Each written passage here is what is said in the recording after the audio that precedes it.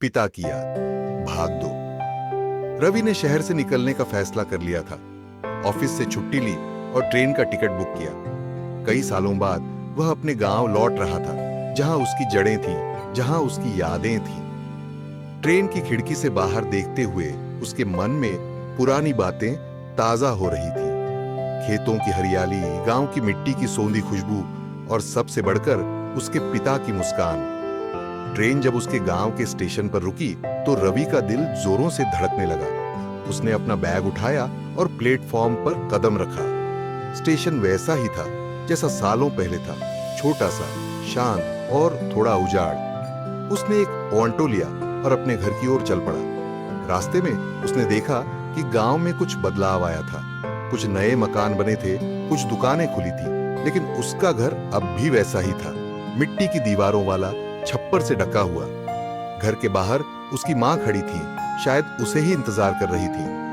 उनकी आंखों में आंसू थे, लेकिन चेहरे पर मुस्कान। रवि, बेटा, आ गया तू, मां ने उसे गले लगाते हुए कहा। हाँ मां, रवि ने जवाब दिया और उसकी आंखें भी नम हो गई। घर के अंदर सब कुछ वैसा ही था। दीवार पर उसके पिता की तस्वीर टंगी थी, जिसे देखकर रवि की आंखें भर आईं। उसने तस्वीर के सामने सिर झुकाया और प्रणाम किया। रवि ने धीमी आवाज में कहा, मैं आ गया हूं, आपकी बहुत याद आती है। उसने अपनी आंखें बंद की और अपने पिता की आवाज को याद करने की कोशिश की। उसे लगा जैसे उसके पिता की आत्मा उसके आसपास है, उसे आशीर्वाद दे रही है। अगले दिन रवि खेतों में घूमने गया। खेत अब भी हरे भरे थे, लेकिन अब वहां उसके चाचा काम करते थे। उसने अपने चाचा से बात की और पुरानी यादें ताजा की। तुम्हारे पिता बहुत मेहनती थे, चाचा ने कहा। उन्होंने इन खेतों को अपनी जान से ज्यादा प्यार किया।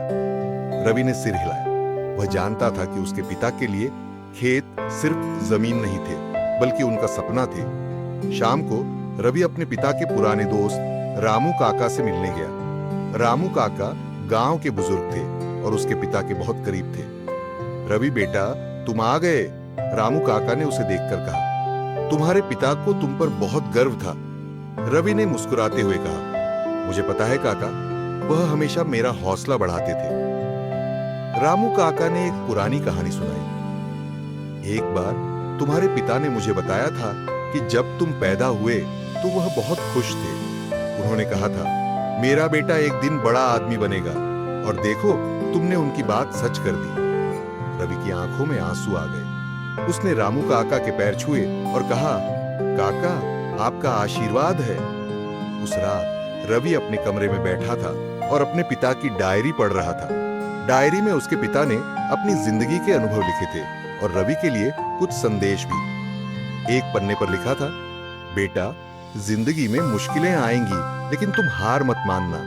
मेहनत और ईमानदारी से काम करना और हमेशा सच का साथ देना। रवि ने डायरी बंद की और सोचा, पापा, मैं आपकी बातों को कभी नहीं भूलूंगा। अगले दिन रवि ने गांव के स्कूल में जाकर बच्चों से बात की। उसने उन्हें अपने पिता की कहानियां सुनाई और उन्हें प्रेरित किया। बच्चों की आंखों में चमक थी और रवि को लगा कि वह अपने पिता की विरासत को आगे बढ़ा रहा है।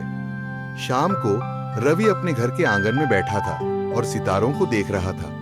उसे लगा कि उसके पिता भी कहीं से उसे देख रहे हैं और मुस्कुरा रहे हैं। पापा, आप जहां भी हैं, खुश रहें, रवि ने मन ही मन कहा। उसने फैसला किया कि वह हर साल गांव आएगा, अपने पिता की यादों को ताजा करेगा और उनकी सीख को अपने जीवन में उतारेगा।